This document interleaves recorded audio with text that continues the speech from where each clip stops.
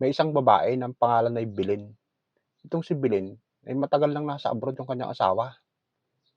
Dahil sa init na kanyang nararamdaman araw-araw, naisipan niyang mamasyal ngayon at napadpad siya sa isang mall. Ngayon dun sa mall na napuntahan niya, may nakita siyang isang adult store. Agad niya itong pinasok at masaya naman siyang sinalubong ng sales lady. "Hello ma'am, magandang umaga po. Pili lang po kayo." Tuwang-tuwa naman si Belen na pinagmamasdan yung mga laruang pang-adults na naka-display. Naisipan niyang bumili ngayon kasi matagal na siyang nami-miss yung asawa niya. "Ma'am, may napili na po ba kayo?" "Ah, meron na. Gusto ko yung kulay pula na yun, oh, kasi tamang-tama yung sukat tsaka yung kulay. Gustong-gusto ko talaga yun." "Ay, pasensya na po kayo ma'am," sabi nung sales lady. "Hindi po kasi namin binebenta yun, eh." "Eh, bakit naka-display? Hindi niyo pala binebenta." "Eh, ginagamit po kasi namin yun ma'am, eh." "Ginagamit niyo yun? Dini-display niyo?